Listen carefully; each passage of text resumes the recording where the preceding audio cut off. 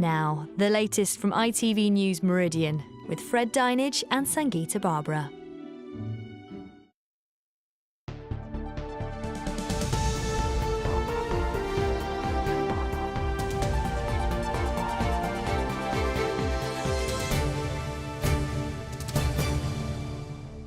Good evening and welcome to ITV News Meridian. Tonight's headlines here in the south. Clean up your act over fire risk tumble dryers. Whirlpool is accused of multiple failings as customers wait for vital repairs. History and tradition. Travellers parade their stock for the Wickham Horse Fair, dating back to the 13th century. The end of an era, why the pioneers of plastic surgery are calling time on their guinea pig club. And the all-action Duchess. Kate joins Sir Ben Ainsley on a mission to inspire young children.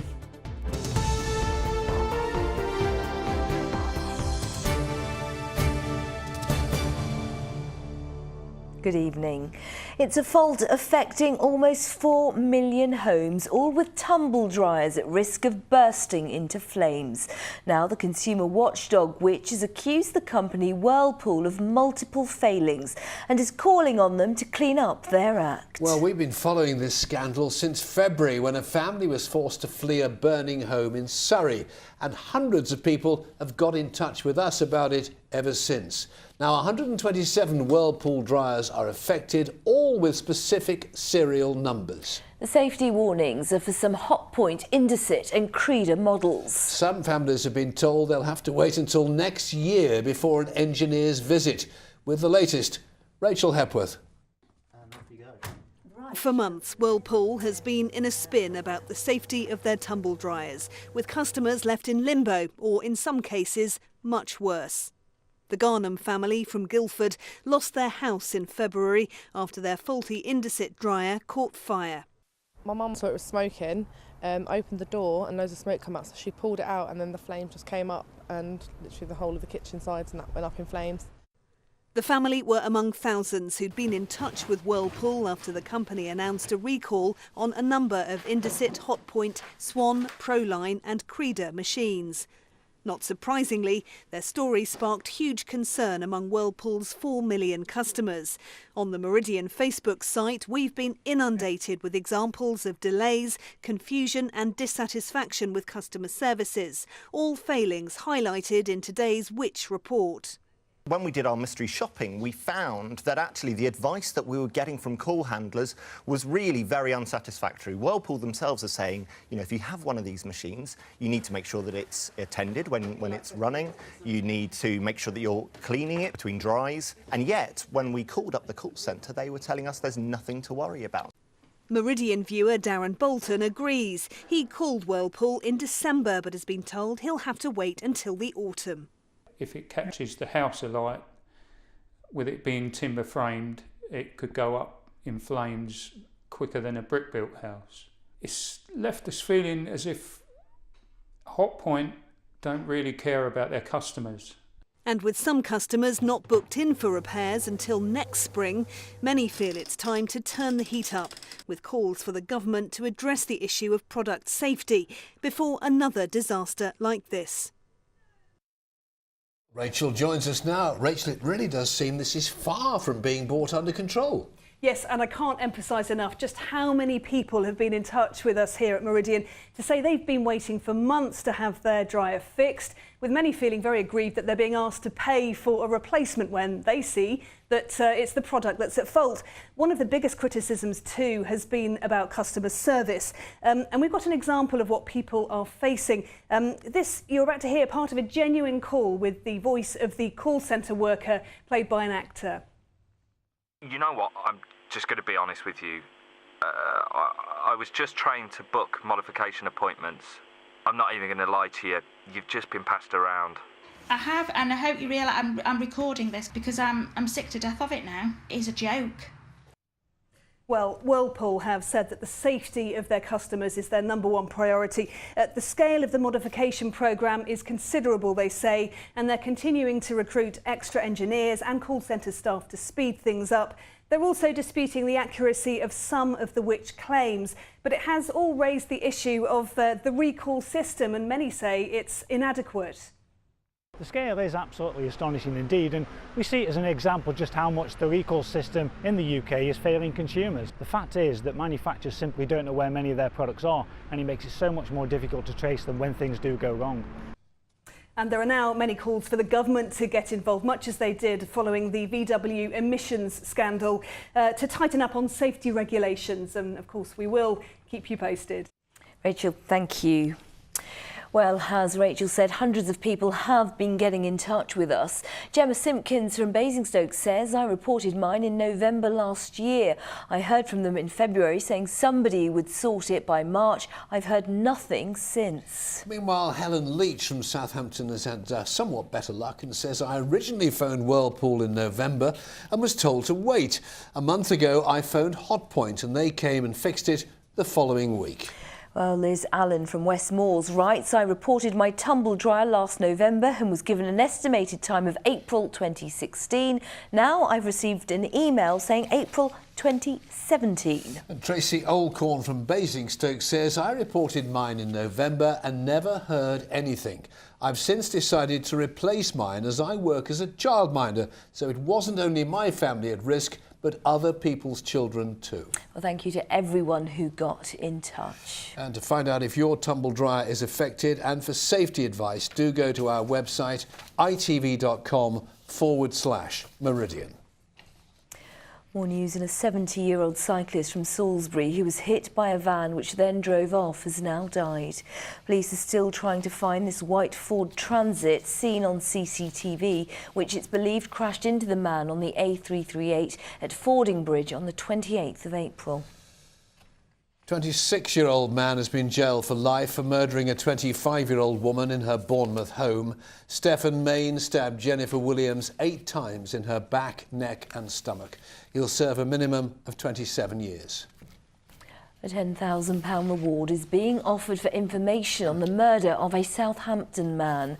Michael Freshwater, who was 49, was stabbed to death at a flat on Westbridge Road 3 weeks ago. Since then, 12 people have been arrested in connection with his death. No one has been charged. A long-distance swimmer from Gosport has had to abandon a 133-mile challenge between the Balearic Islands after suffering from a large number of jellyfish stings. Now, this is the moment Anna Wardley was rescued by a lifeboat crew after going into shock and falling in and out of consciousness. She was taken to hospital and thankfully is now recovering well in Mallorca. The Flying Scotsman will return to the south this weekend despite suffering mechanical problems on Thursday. The National Railway Museum says engineers have fixed the fault with the injectors. The locomotive is back on the tracks after a 10-year refurbishment costing more than £4 million. It's due to make a 2-hour round trip from Salisbury on Saturday, passing through Southampton and Eastleigh, but full details of the route have not been announced for safety reasons.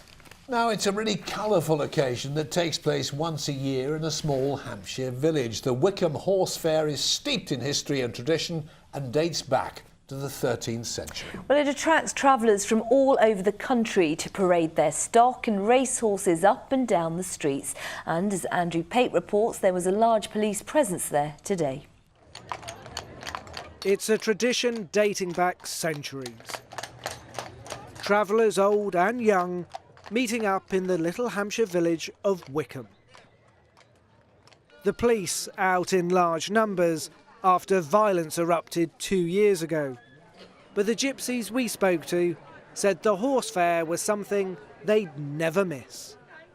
We come down here every year, you know what I mean? We've been here since we were little children. And we grow up with our families and we meet people down here we ain't seen people year to year year. Round, so we can come down here and meet them up, you know what I mean? And have a few drinks and enjoy ourselves, you know what I mean? A few people sells the horses up there and it's good down here, you know, no trouble.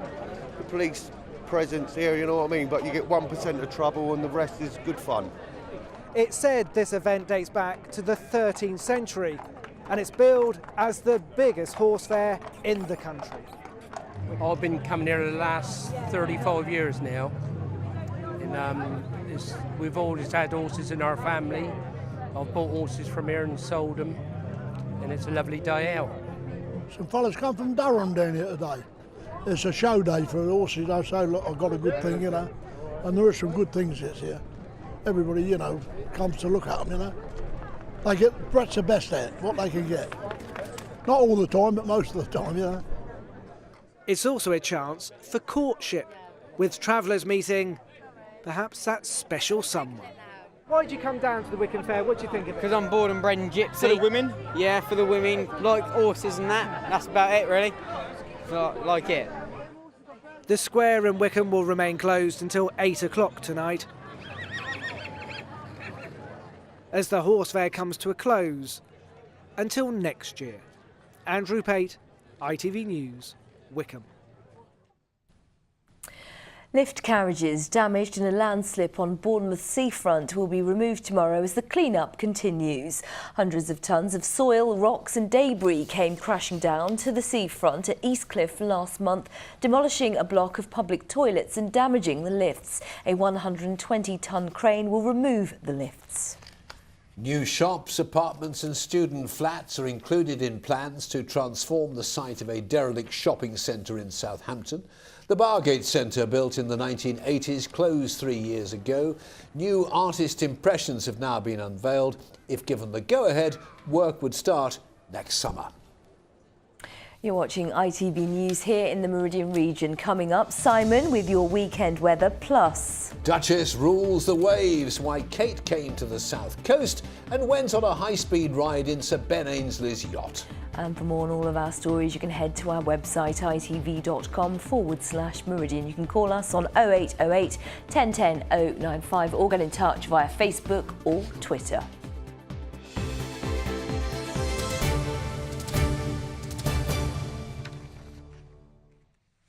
Well, they call themselves the Guinea Pig Club, war veterans, brave veterans who underwent experimental plastic surgery at a hospital in Sussex. Most were aircrew badly burned in plane crashes and combat. Well, they were operated on by the pioneering surgeon Archibald McIndoe, but even the youngest is now in his 90s, and today the Guinea Pig Club met for the last time, as Malcolm Shaw explains. During the Second World War, almost 650 aircrew underwent operations at the Queen Victoria Hospital in East Grinstead. Most had suffered terrible burns.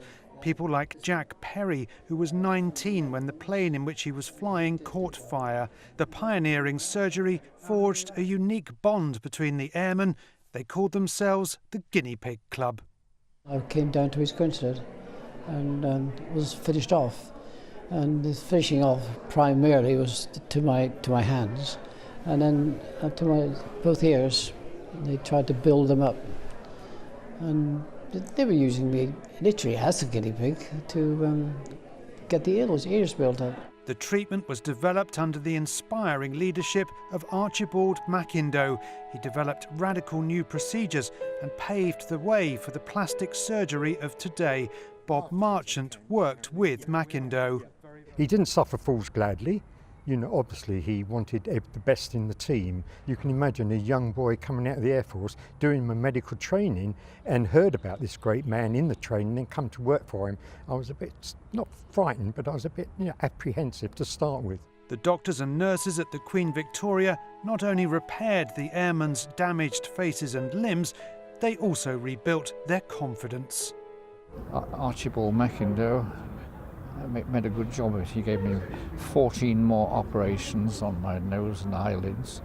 The eyelids have been replaced twice now, so they've lasted me all these years. He got into their minds to say you've got to face the world again, and the Guinea Pig Club has really kept itself together so that the sort of ongoing support of each other has continued right up to today.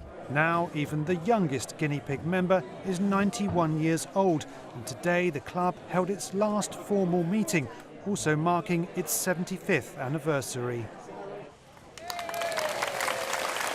2 years ago, a sculpture was unveiled to honour Archibald McIndoe. While the Guinea Pig Club may now pass into history, its legacy will never be forgotten here. Malcolm Shaw, ITV News, East Grinstead. Now, the Brighton Festival is about to enter its third and final week with a host of performances and events, with the Great Escape Music Weekend already underway. Yes, for guest director, American pop star Laurie Anderson, it's been a chance to curate a festival she's not only performed in but visited during its now 50-year history. Andy Dickinson went to meet her. Oh, Superman. She shot to fame with Oh Superman in 1981, but Laurie Anderson had been working as an experimental artist since the late 60s, as long as the Brighton Festival itself has been running. So how did she feel about being asked to curate it? Pretty intimidated, because also it wasn't just any Brighton Festival, it's the 50th anniversary, and that's always, those kind of numbers are meaningful. I mean, the whole town gets involved. The resulting roster has perhaps been even more eclectic than ever. We've had her concert for dogs and an exhibition of her former husband Lou Reed's guitars. And like Anderson herself, this year's festival is as radical as it is artistic. This light installation inspired by children's drawings. Why were they ultimately so destructive? Anderson's influence not only extending to the visual but the oral. This science fiction story played out over headphones as participants uncover a mystery on Portslade Beach. I think her influence is good because she's so eclectic in what she does. You know, she's a musician and she's an artist and all these things. I think people are so open here. It's really astounding. And part of that probably is because they have seen an awful lot of art over the last 50 years. Anderson says she can't recall the first time she performed at the festival, seen here in its first incarnation with The Who and Baseball in Hove. But how does she feel the event has changed the city itself? Brighton becomes more cosmopolitan, I think, as the time goes by. In many ways, many port cities are like that, or cities on the water. They're just more open than landlocked places, you know. So will we be able to welcome you back to Brighton in the future? Oh yeah, I'll be back. Andy Dickinson, ITV News. Looks good. Fancy a bit of sport? I fancy a lie down on the beach. No, we're going to have sport instead. Just when you thought the football season is over, Never. It isn't. No, of course it isn't. Sarah, The football season has drawn to a close for our teams this week, and now fans can turn their attentions to Euro 2016. This week, manager Roy Hodgson announced his 26-man squad ahead of England's pre-tournament friendlies. Among them are Southampton pair Ryan Bertrand and Fraser Forster. They've joined up with the rest of the squad ahead of England's friendly against Turkey on Sunday. Lauren Hall reports.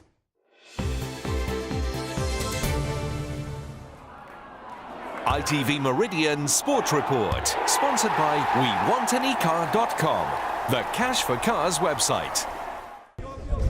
The newly announced England squad training together for the first time ahead of Euro 2016. The tournament kicks off next month, and Roy Hodgson has provisionally named 26 players before he decides on the 23 he can take with him. Now, as you'd expect, there's been the usual questions over some of his choices, who's been called up and who hasn't been. But now the biggest question is which three players will miss out altogether. Our two Southampton players are hoping they won't be in any danger. Fraser Forster is a safe pair of hands and has been named as one of the three goalkeepers. He'll be joined by teammate Ryan Bertrand, who told us how it felt to be called up. It was a brilliant moment for me personally and my family. And when I was tuning in, like every other player, I think it would be in contention. When the news came through, I was, ecstatic and very happy.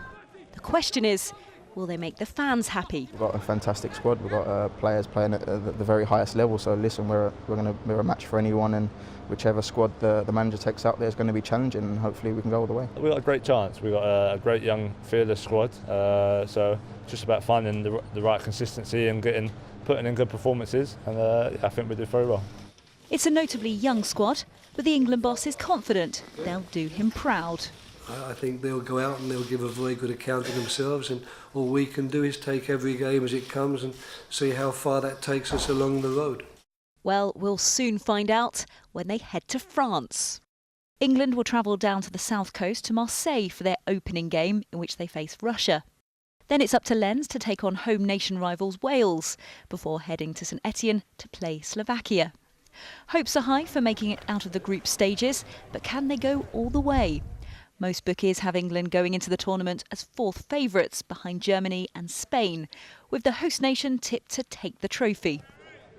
Despite the odds, this football season shows anything can happen.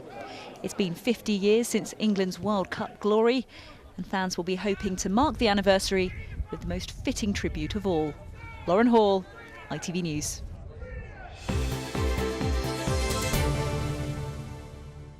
The Reading FC women earned a valuable point last night from their match at Birmingham City. Winger Emma Follis created the Royals' best chances, but neither side could break the deadlock. Reading move up to 7th in the Division 1 table.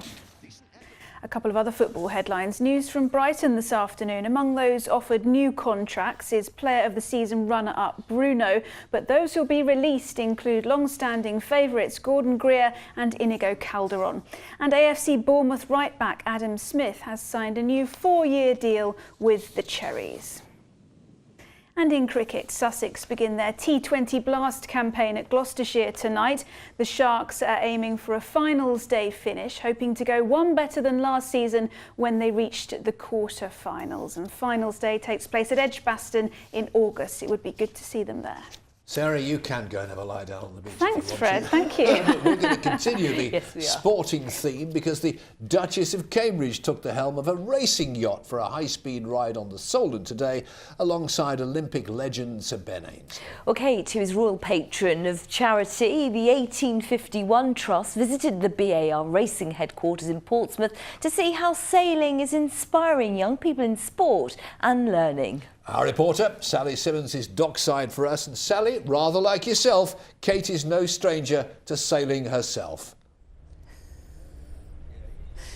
I think I might have a lot of competition there, actually. Yes, she and her whole family, in fact, regularly used to sail in Cowes Week. And today was her 3rd visit to Portsmouth in just over a year. So she clearly is a big fan of everything that Sir Ben Ainslie is trying to achieve here, whether it's encouraging youngsters into the sport or the big one, winning the America's Cup.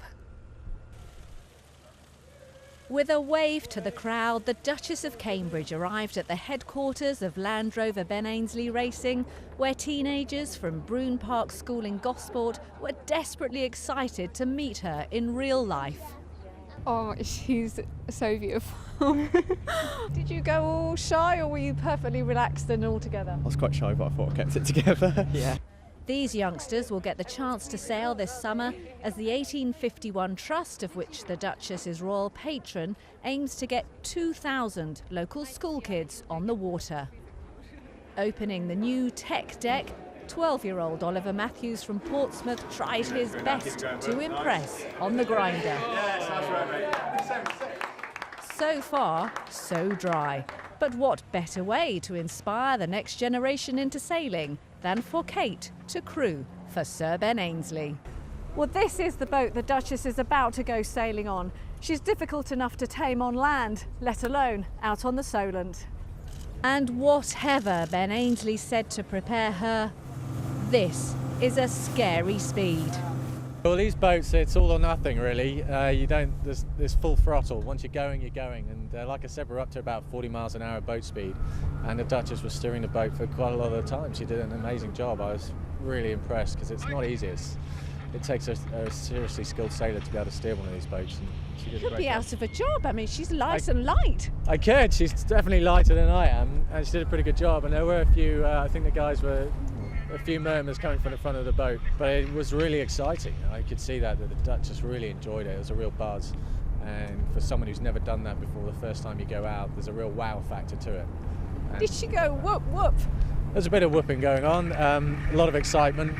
Kate told the crew she's keen for George and Charlotte to take up this sport, perhaps in a slightly slower boat to start with. Well, it's hoped that the Duchess of Cambridge will come back for the America's Cup World Series here in Portsmouth at the end of July. She came last year, the racing got cancelled because the weather was so bad, but Sir Ben Ainslie won. So I think she has to come back to bring good luck again. Sally, thank you. And let's continue the weather theme, Sangeeta. Yes, because he's here with Friday Fun. It's Simon. Thank goodness, avoiding the issue of whether the weather's going to be good or not. But some interesting signs have been coming into my Meridian weather at ITV.com inbox, including this one. Sharon and her mum, highly amused to find that at a garden centre. Are they just pyjama bottoms? Although some confusing signs are no laughing matter. Steve Harvey saw this one at King's College Hospital. I can only imagine he went home cross-legged. Anita in Oxford spotted this one and then presumably pretended she hadn't spotted that one at all.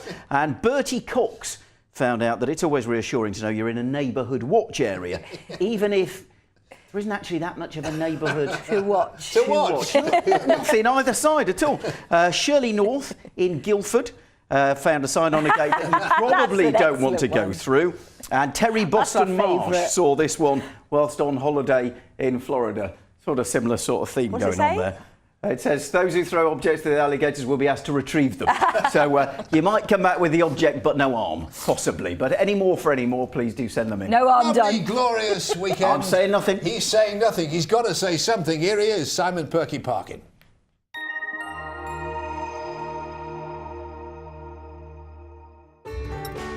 From blizzards to pool, driving through Europe. Eurotunnel the Shuttle sponsors ITV Meridian weather. Well, as planned, it did get warm in the sunshine today. Temperatures fairly widely up to around 18, 19 degrees in Oxfordshire and Surrey. This weekend, we mightn't do quite so well at times because we've got the jet stream sitting right on top of us. And you know what that does?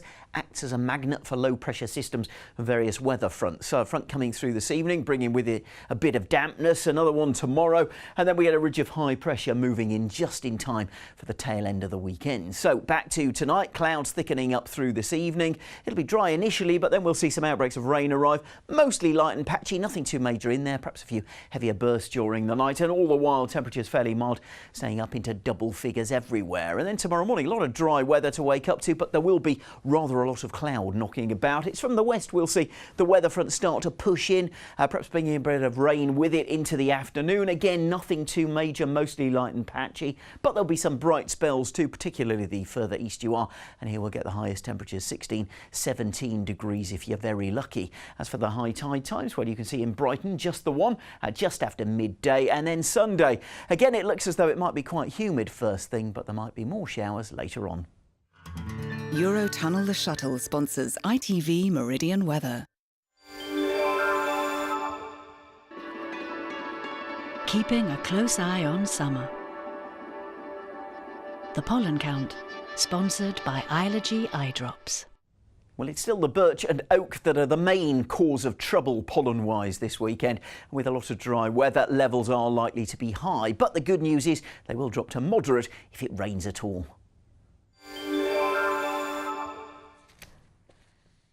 And in just a moment, we've got the ITV Evening News with Alistair Stewart and Ranveer Singh. Stacey Poole's got out news. Do join her if you can. But for now, from the massive team here at ITV Meridian, thank you very much for watching. Enjoy your weekend. Take care. Bye-bye.